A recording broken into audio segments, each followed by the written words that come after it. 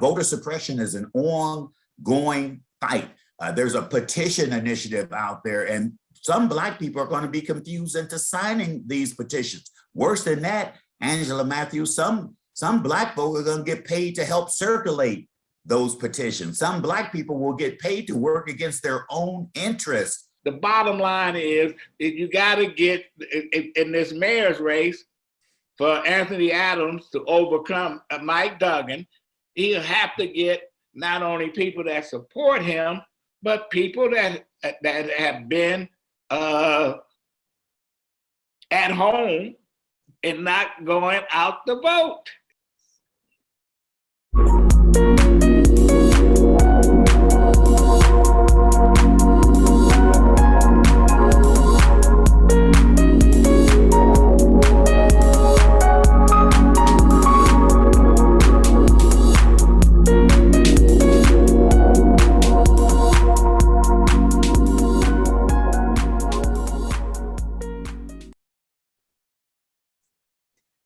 Well, hello, everyone. You are with Urban Interest, and I am your host, Angela Matthews. This is going to be a hot week, so we got hot topics today as well as phenomenal guests. We're going to talk about the election in Minneapolis, also President Biden's Build Back Better plan, as well as Broadway and African Americans, and then election 2021. These are hot topics, hot stories, phenomenal guests. Stay put. We will be right back. Movies, documentaries, TV shows, local, national, world news, history, and culture. No network can tell your story better than UIN because we are you. With us, you can become more than just a consumer. You become a keeper of the culture and empowered. Go to uintv.net. Click on a channel to support and subscribe today. Do it now. All right, let's get to these stories. Tomorrow, Minneapolis would hold its first citywide election since the murder of George Floyd, killed by a police officer, Derek Chauvin. Voters will decide whether to adopt an initiative that supporters will say will reimagine the city. Let's take a look and see what they're talking about. The issue of public safety. On a recent afternoon in Minneapolis, a small but spirited crowd withstood a gusty fall day to send a message. Yes on 2! Yes on 2! 2 is question 2 on the ballot in the election here. It's an initiative that could dramatically reshape policing and public safety in the city where George Floyd was murdered a year and a half ago. The proposal has drawn support from Minnesota Democrats like State Attorney General Keith Ellison and Congresswoman Ilhan Omar. We're voting yes because there is a vision we can collectively create as a city on what public safety should look like for us. The plan would amend the Minneapolis Charter, removing the police department and the city's requirement to fund a minimum number of officers. There would instead be a Department of Public Safety that takes a, quote, comprehensive public health approach, including police officers if necessary. The department would report not just to the mayor, but also the city council. And it would likely include social workers, housing experts, and mental health specialists. Reimagining public safety. The issue of public reform is said to be dividing the community, and that this could very well be the most expensive race in the city's history. We'll keep you abreast as to what happened with this particular story after elections. Well, it looks like President Biden's Build Back Better plan will be more like Build Back for Less. After the cuts, what's left in this plan? Well, let's take a look.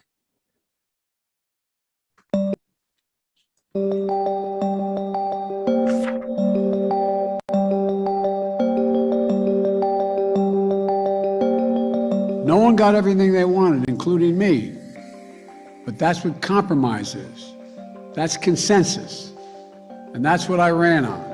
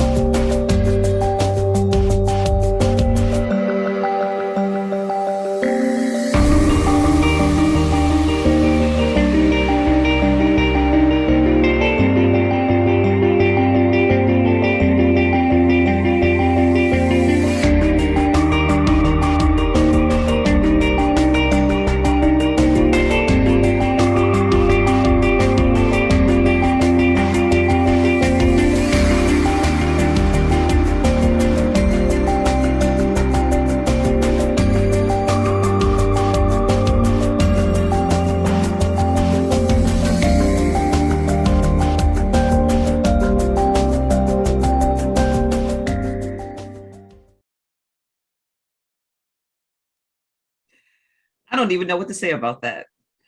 The Biden plan also includes allocating monies to increase the country's affordable housing stock.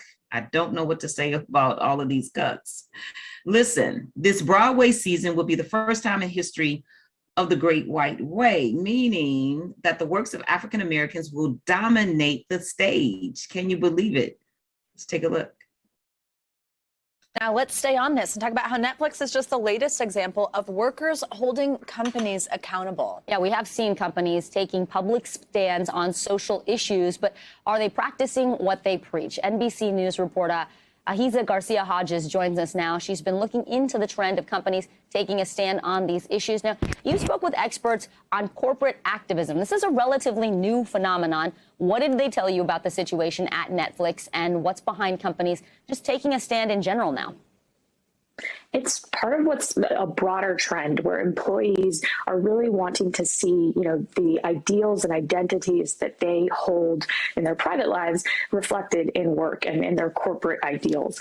In the case of Netflix, for instance, we have employees who are saying, look, you may come out and publicly, Netflix has been proactive about publicly supporting LGBTQ plus issues and voices in some of their content. But at the same time, there's often dissonance between what a company publicly says and then, internal sentiment among employee, toxicity in the workplace culture.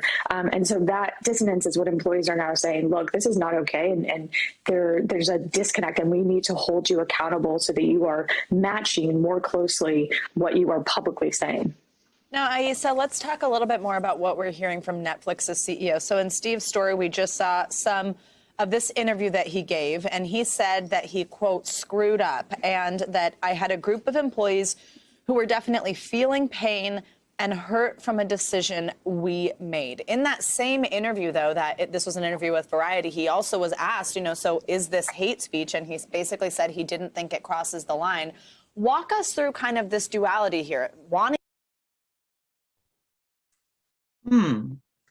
We will bring you more information on that story as we keep abreast of it. Listen, we did a story, a very important feature last Friday about redistricting. And if you did not see it, please go to our DetroitIPTV.com YouTube page because the information that we shared is very important. There's a real possibility that Black Detroit will have no representation in the state or in Washington, D.C. Yes, I just said that. There's a real possibility that Black Detroit will have no representation in the state or in Washington, D.C. My goodness, what contributed to this particular situation, this loss, is a loss of a seat because of low census count. And here's one reason why it was low.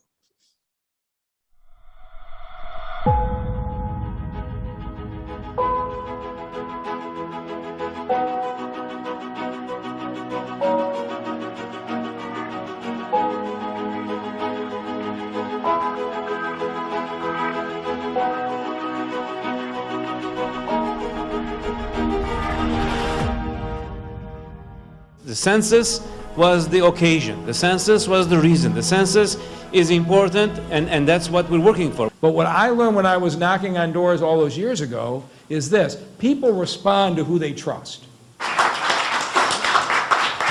Well, thank you, Professor. I am so grateful to be here with all of you and for your partnership in this incredibly important undertaking that every single one of us needs to be a part of. But to all of you in the media, from the ethnic and minority media, thank you for participating in this event today. Thank you for your leadership. Thank you from the city level to the state level and on the front lines. Every one of us has to be a part of ensuring a complete count in Michigan.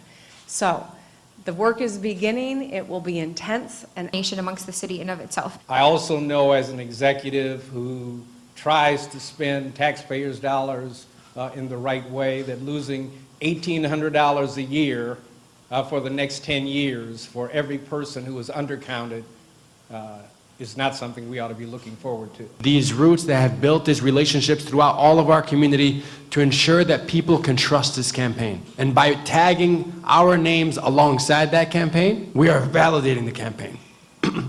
That's extremely important to highlight. We are the validators of the census count.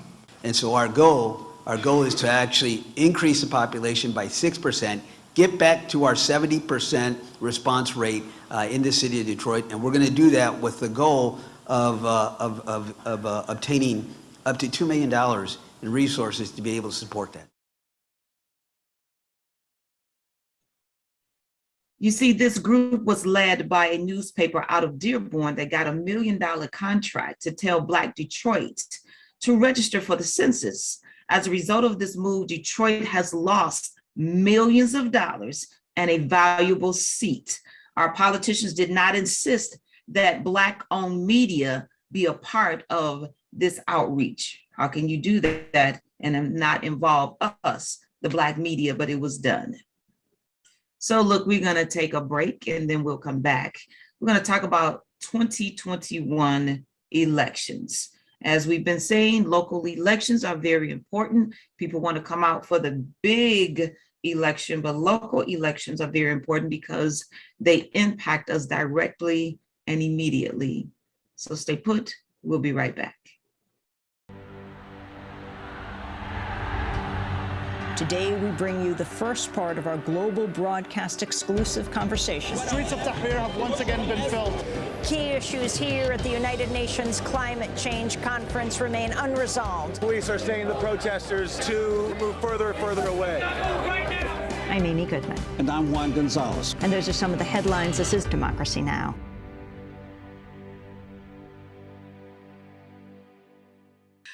All right, I am so ready to get into this next conversation because it's about 2021 elections, and we've been saying that local elections are very important. So our special guest today was selected in 2019 by the Secretary of State, Jocelyn Benson, to be the Assistant Secretary of State. And I am talking about Mr. Wonderful himself, Mr. Hester Wheeler. Let me tell you a little bit about him. He is also the past Assistant County Executive for Wayne County and serves as Executive Director of the NAACP's Detroit branch for, guess what, more than 10 years. What I'm saying is that he's been in this for a long time. He has also been Chief Innovation Officer with the Black Family Development and is founder and CEO of his own company, providing leadership, community engagement, and government affairs consultation. When you get into the political arena, you need to be connected to people who know the game, who know the players and how things are run. Mr. Wheeler also has an associate's degree from Wayne County Community College and a nonprofit management certification from, guess where, Harvard University. Come on in the room, Mr. Wheeler. How are you, sir? I am quite well. Good morning to you, Angela. Good morning. It's so good to have you with us this morning because you are right there in the thick of it. Election 2021. We know voter suppression tactics are definitely in full effect this particular season. So how do the residents navigate through these tactics that are going on? Yeah, thank you so very much, Angela. I think people should be reminded that the price of freedom is eternal vigilance. We've got to stay in the game. Every election matters. I actually believe that local elections are more important than national elections. It is important who the president is, but it's more important to your daily life, who sits on city council, who sits on the board of police commissioners, who becomes your mayor. I think those elections are more important to your daily life.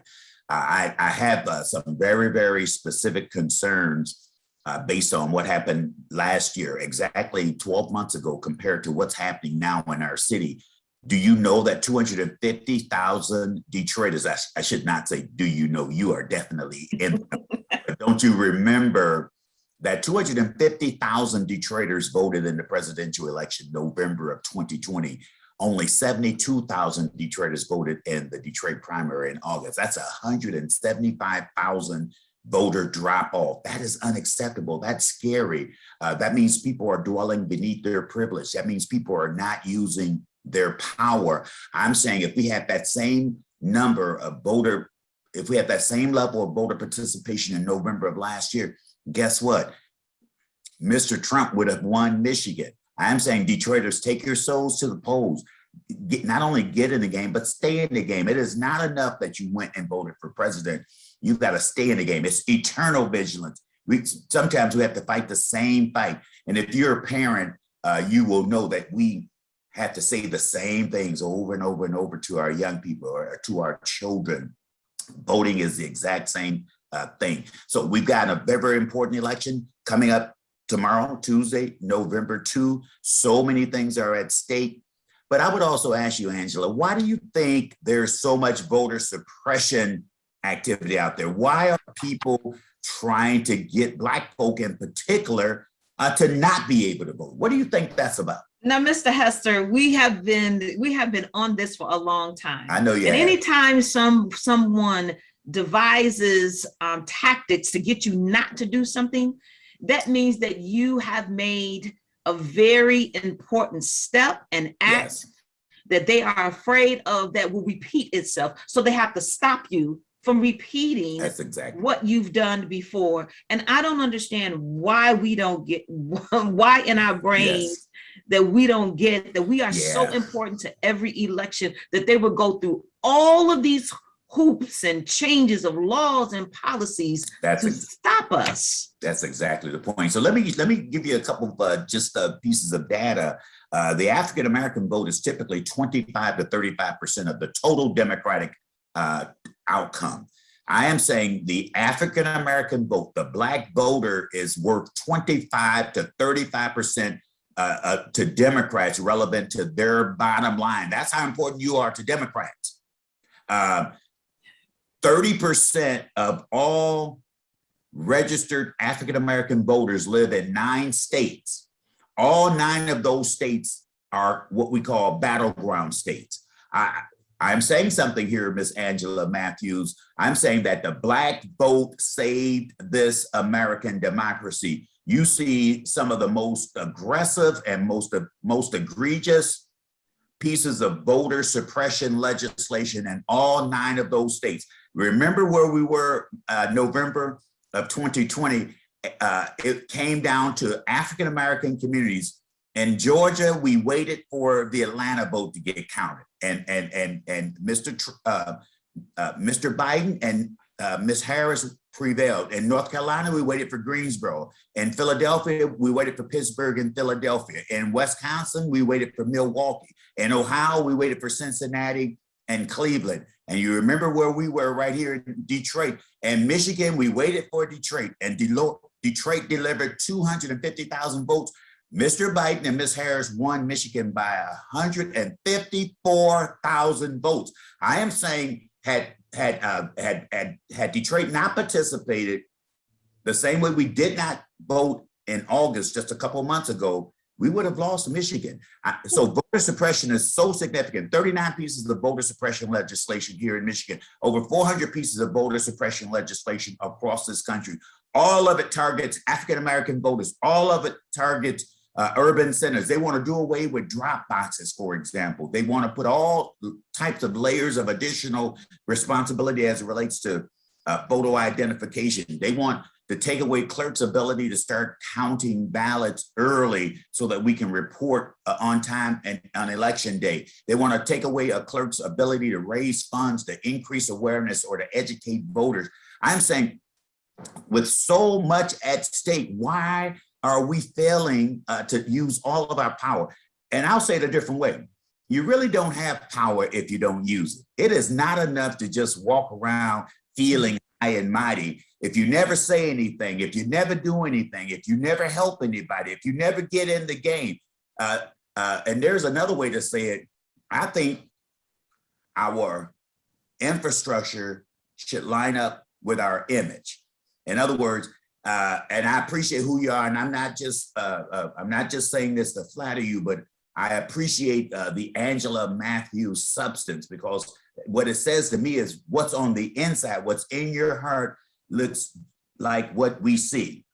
So your infrastructure lines up with your image. You bring power, sister, and I appreciate it. And as I get to know you better, I better do my exercise, touch my toes, drink a lot of water, and get every ounce of energy that I can get just to keep up with you, because your star is going to continue to rise. You are on the right side of the issue. And anytime you engage at this level, speaking truth to power, the pathway forward will continue to open up. I've lived long enough to know that, and I see it happening with you. So I appreciate you engaging in this kind of conversation where you're speaking truth. It doesn't matter if people don't agree with you. It does. What you have. In fact, I actually think disagreement and debate is healthy. And that's what you're seeing in this redistricting fight. We've got 3 fights going on. It's not enough to just talk about tomorrow's election. Voter suppression is an ongoing fight. There's a petition initiative out there, and some Black people are going to be confused into signing these petitions. Worse than that, Angela Matthews, some Black folk are going to get paid to help circulate those petitions. Some Black people will get paid to work against their own interests. So I'm saying voter suppression, the petition initiative, and the discussion, the debate over redistricting, which I heard you while I was waiting to get started. Yes. I think let's get into that just for a few seconds. Redistricting. So there's been a lot of lines that have been drawn, and from the information that we've gotten, the lines are not equitable. They are not fair. And so it's going to have an impact on voters. Michigan now has 17 majority Black districts, 2 in Congress, 5 in the Senate, and 10 in the State House. Talk about briefly these redistricting lines that have been drawn and the inequity of those lines for our future. So let me start in a different way. I will answer that question exactly. First of all, everybody within the sound of our voice has the right to draw lines. It is not left to anybody else. Labor is drawing lines. Civil rights organizations are drawing lines. Faith-based organizations are drawing lines. White folk are drawing lines. Black folk are drawing lines. What you've seen so far is a bunch of googly glop. None of that is the final decision. We have until November 30 to debate, discuss, disagree, and to draw a variety of lines. There have been some lines proposed that would reduce African-American opportunities to vote for the candidate of their choice from over 50% African-American districts to 30 and 35% African-American districts. That's what many of us are reacting to. So my point is, you and I, between now and the end of this month, have every opportunity to draw our own set of lines. There are some important numbers that most of us should reconcile. 750,000 is the average number of residents inside of a US congressional district. So when you draw a line, it has to include 750,000. In order for the Voting Rights Act, and that's very important, in order for the Voting Rights Act to be protected and respected, African-American communities and other communities of color have to be extended the opportunity to vote for the candidate of their choice. That's what the Voting Rights Act protects. So anybody that violates the Voting Rights Act, that particular set of lines is going to automatically be discarded. If it is not, there are several lawsuits that have already been mounted, and this issue will not necessarily be decided at the independent redistricting commission. It will be decided in court, because we're going to fight all the way until we get this thing right. So 750,000 is the magic number for US Congress. 220,000 is the magic number for state Senate. About 85,000 is the magic number for the Michigan House. And then those numbers vary when you get down to county commission, city council seats, and school board seats. All of that stuff is affected by census participation, which is what you said earlier. But the Voting Rights Act has to be respected, has to be regarded. There are a lot of people in the ready position to file lawsuits until we get this right. We're not going away quietly. So stay. All right. I like to hear that you're in the ready position to file these lawsuits. Yvonne White, president of the Michigan NAACP, said last week, equality does not mean equity. What do you think she meant by this statement? And also, tell us more about briefly the reparations on the ballot proposal. The reparations on the ballot. Yeah. So there are a lot of rules that says everybody has the right to live wherever they want to live. According to the rules, equality is being respected, but equity says everybody needs different things to be made whole, or even to take advantage of these so-called equality laws.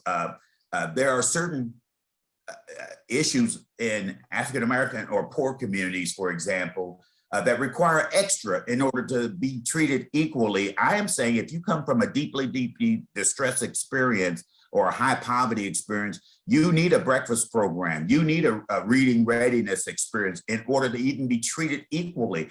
So I don't think we should apologize for fighting for equity. It is not enough to say, okay, anybody can live wherever they want to live. Anybody can go to whatever school they want to go to. But there are so many inequities built in the process. African Americans are 10 times more likely to be shot or killed by police. There's an inequity in that experience that needs to be addressed. You can't say just because you have the right to drive through a community, okay, there's supposed to be full equality under the law, but the way processes are administered very often reflect the inequity in the system. So equality and equity is definitely not the exact same thing. And we should never apologize for our commitment to fight for equity and our commitment to self-determination until, and none of us are what we should be. This is the preacher coming out of me. Don't get scared. I'm not a preacher, but we will never. Hey, don't worry about it. You in good company, because I am. But go ahead. Oh, bless you. That's what I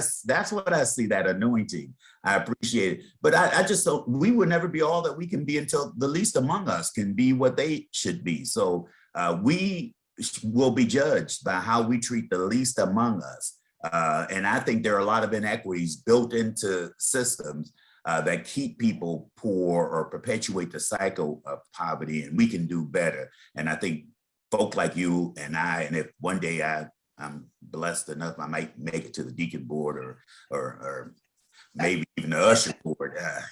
But no, I appreciate your important work. So you asked a question about equality versus equity, and what was your second question? And then we were talking about, and I know we gotta, because I love talking with you, and I know I'm kind of just firing off these questions. But with regards to the reparations being on the ballot, and then I'm gonna throw one more in there about the seniors, for those seniors getting to the polls, because see, that's that other restrictive and suppressive tactic that is in play, because we know that our seniors come out and vote, and they have been holding us up for a while. That's exactly right. They came out in droves in the last election.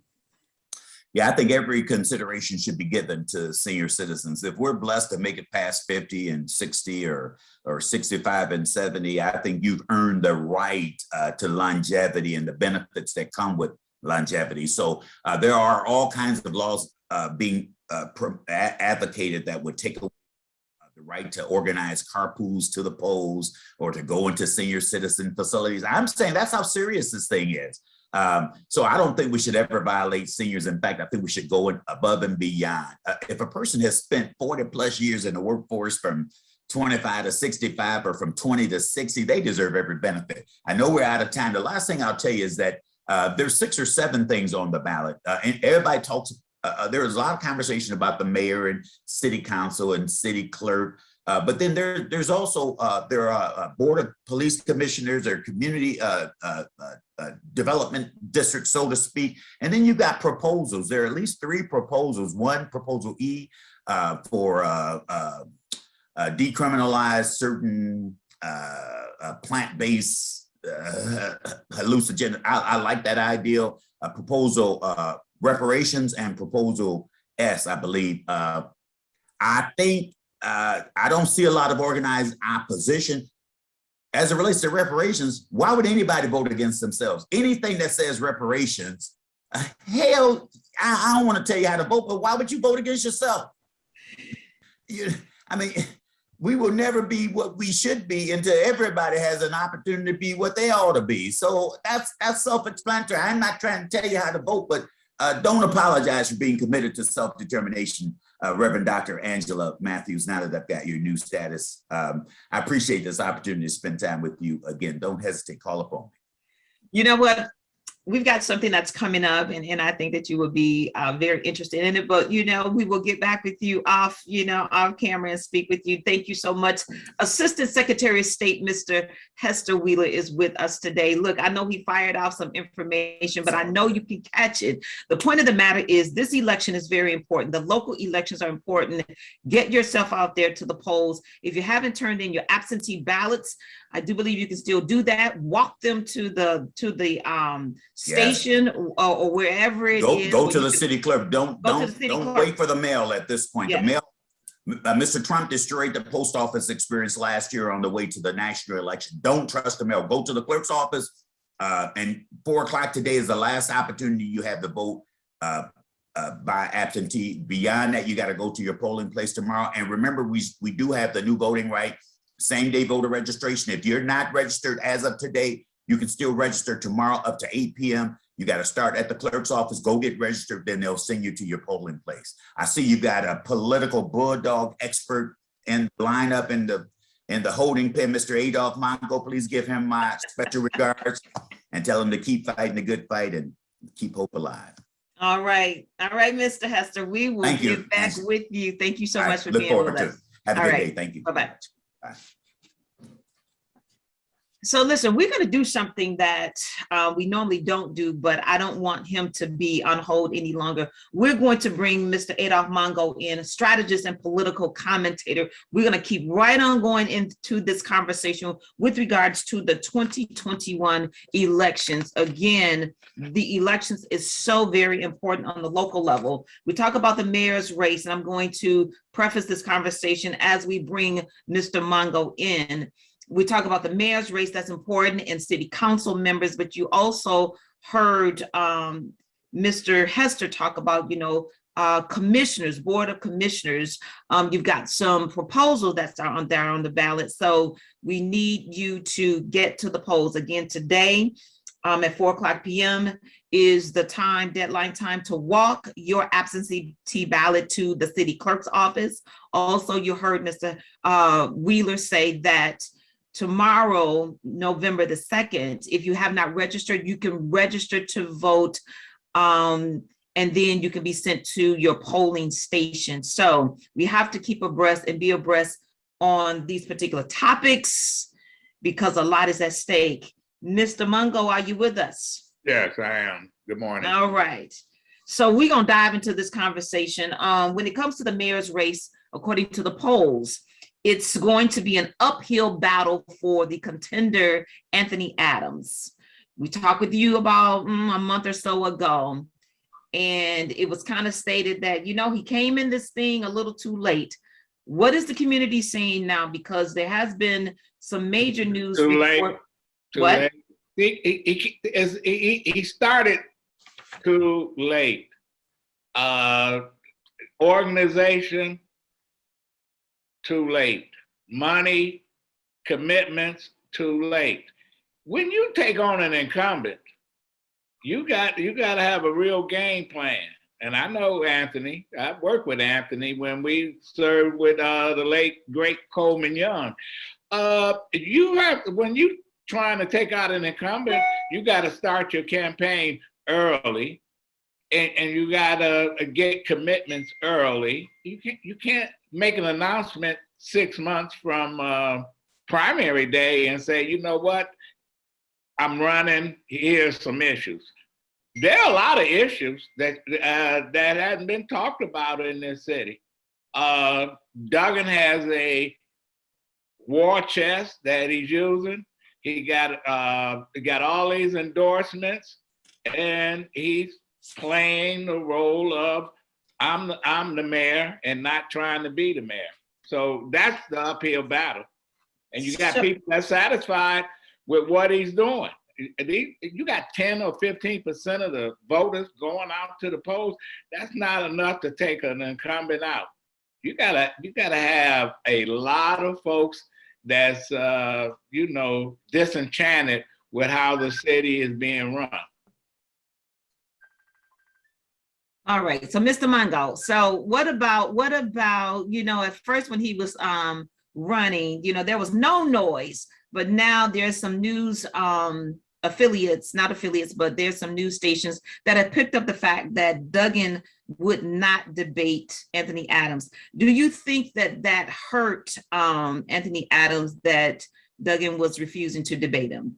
No, it hurt him in the sense that he's not taking him serious. 4 years ago, Coleman Young debated the mayor, did a hell of a job. And the mayor looking at this situation saying, he got less than 10% in the primary. Why should I debate him? Now, I've been on that end of the stick too, where, you're trying to get some traction and, and you're not getting any traction. And you got somebody that says, listen, you're not even worthy of me debating you. People are disappointed. There's a lot of people who want to see a debate. But you know what happened? It used to be, we had these organizations, League of Women Voters, etc., that used to sponsor all these debates. We got organizations, the Urban League and NAACP. What happened to these organizations that says, we want to see a debate between the top two candidates? There wasn't an outcry for that. So the mayor says, no debate. So there's a little bit of noise, I would say, because again, some of the major news outlets or mainstream news outlets did pick up that They picked story. it up, but listen, they picked it up. I can pick up a piece of paper, but that don't mean I'm gonna read it. Listen, I'm gonna tell you, this race has been, this whole campaign between council people, the mayor's office, it's been quiet.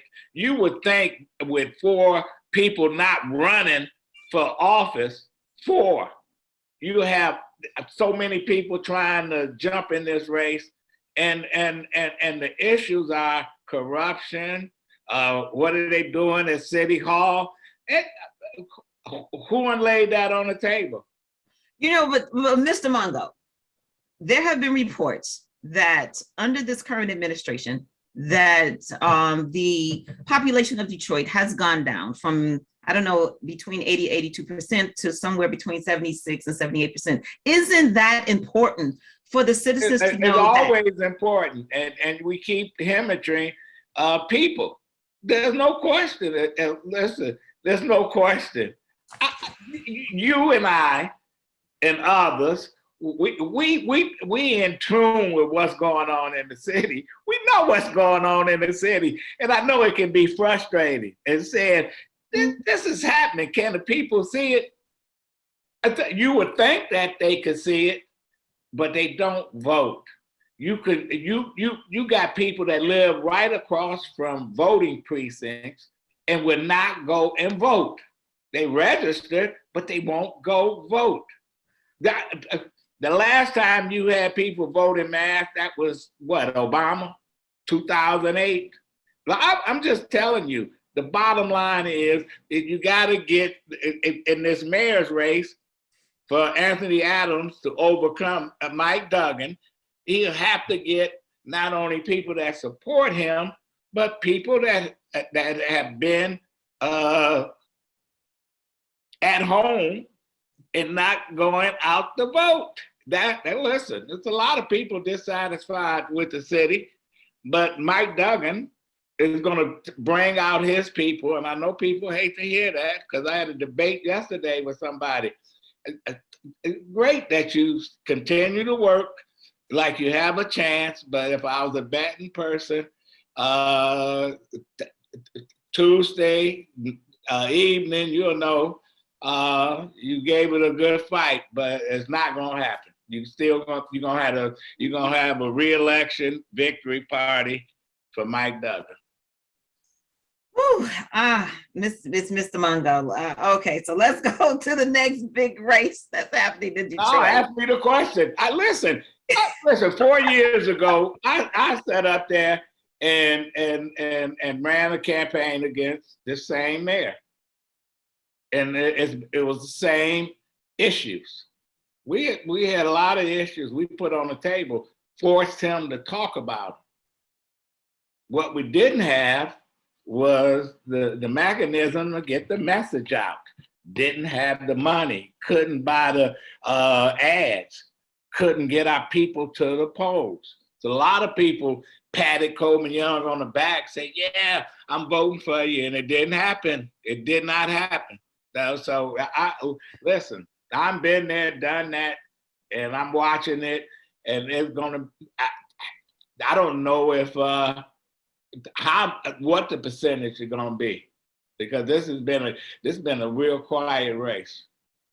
You know, Mr. Wheeler was just saying, you know, with regards to 250,000 people voted in the big election, and then only, I think, a little bit over 70-some thousand. And so it seems as though we tend to think that the big election, that does impact us.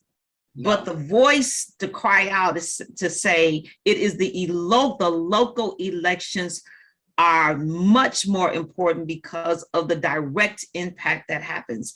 So in segueing into that, we're going to talk about the clerk, the city clerk race. Janice Winfrey has been holding on to that for the last few elections. However, Denzel Campbell has not backed down. Are we seeing the same scenario here with regards to Janice is going to win it? Because you know what, this is interesting. Because every city clerk that lost because of botched elections and miscounts and stuff. Listen, nobody knew who Janet Winfrey was when she ran. She spent less than $5,000, but people was dissatisfied with Jackie Curry, and they voted her out. And people didn't see that coming. And when Jackie Curry first ran for clerk, people was dissatisfied with James Bradley, so they voted him out. When James Bradley ran, came from Lansing, he had been a state legislator for 20 years, the clerk, George Edwards, botched the elections. So they voted him out. So every time a clerk got voted out, it's because of the same issues that Janet Winfrey is experiencing. But the biggest difference is the media, organizations, they haven't said anything about Janice Winfrey. It's like we got a young guy. 4 years ago, we had a bright young guy, Garland Gilchrist, that ran, didn't win, but he got the bigger prize. And now we got another bright young man that, you know what, hopefully if people go in there and say enough of this, retire her and put somebody else in there. But it's 11 o'clock. But I don't know. But we'll see. Okay. The clerk's race is a funny situation. There are people saying the clerk shouldn't be counting the votes. She's running. We should have somebody else in charge. Man, you can look at it. Oh my goodness. Yeah. The politics and the tricks that goes on. Who's in the lead for council, city council? Who's in the lead for that race? Well, Coleman Young is going to get the seat, and Janae Ayers, even though they throw some dirt on her, she's under a cloud.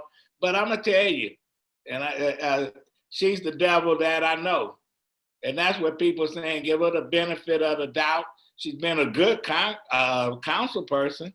I was surprised at what's happening with the council. Spivey quit. Brenda Jones decided not to run. Lopez won't run. Man, this is crazy. You should have had people breaking down the doors trying to get in those races. Instead, you got 2 seats that's unoccupied. You got, because of corruption, and you got 2 council people running unopposed. That's unheard of. And nobody's talking about the real issues on council. Corruption. Why did the council let Gabe Leland sit on that council and vote for 3 years? Why didn't they say anything? These towing contracts, it's a mess. This council is a mess. So, but have you heard any of that? No.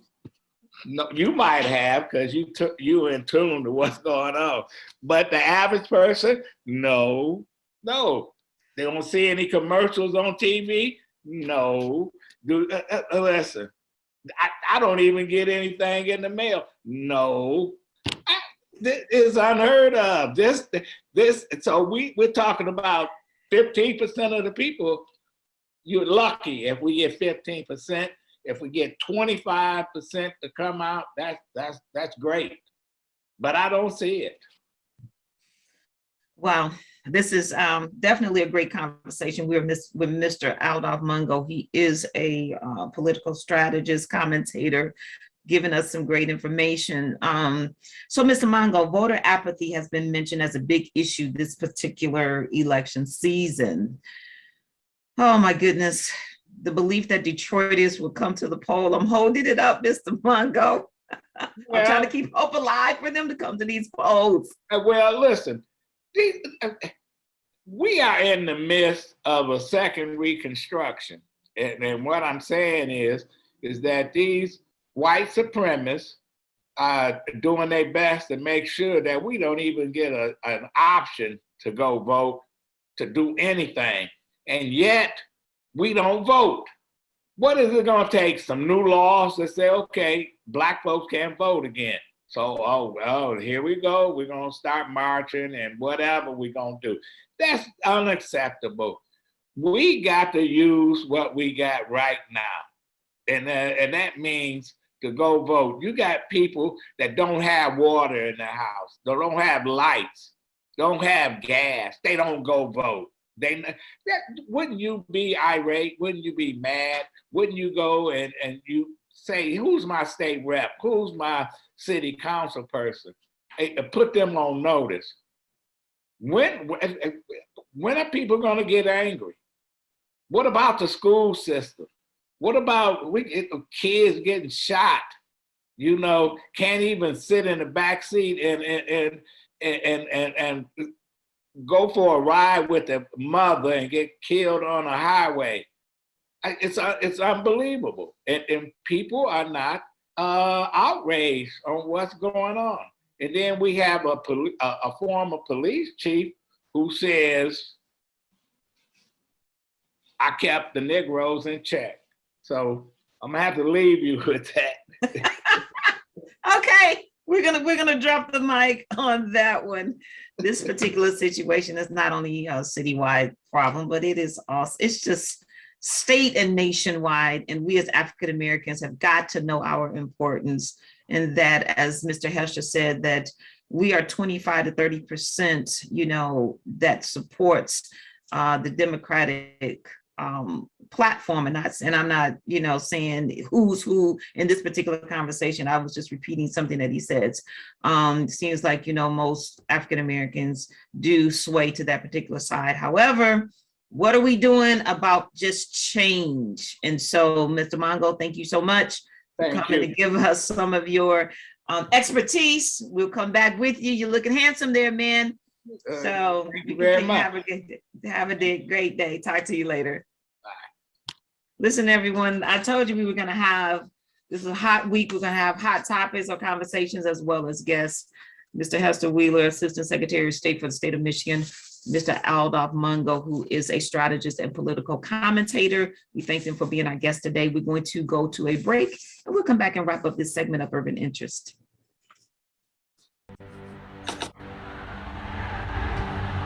Today, we bring you the first part of our global broadcast exclusive conversation. The streets of Tahrir have once again been filled.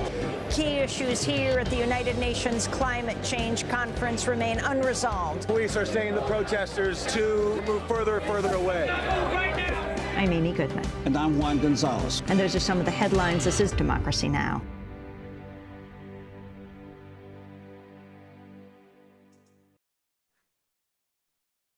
Wow. Great stories today. We talked about the election in Minneapolis, as well as we also talked about Biden's Build Back plan. doesn't seem as though it's a Build Back Better plan, but it's a plan that is less than what he ran on with his political agenda. We need to keep our eyes on this, and we need to raise our voices about it, as well as Broadway and African Americans, you heard, with regards to that particular story. Mr. Hester again, Hester Wheeler, as well as Adolph Mongo. We want to thank them for talking about the 2021 election. If you have not registered to vote, you can still do that. If you have not turned in your absentee ballot, you can still do that up until today at 4 o'clock. Walk that to your city clerk's office. Also, there have been many voter suppressive and restrictive tactics because, again, folks are afraid of what happened in 2020 may happen again on the local election. If you want change, you have to be involved with the change. And a lot of change is within the political arena. So I'm hoping that each and every one of you, after seeing this segment, that you will go out and you will vote. If you have not seen the segment on redistricting, I would encourage you to go to our show on last Friday and to see that segment because it's very important. Catch us on Detroit IPTV on our YouTube page, as well as go to urban.interest on our Instagram page. We will talk with you later. I'm really excited to come back on Wednesday to find out what happened on November the 2nd. Have a great day. Get out and vote.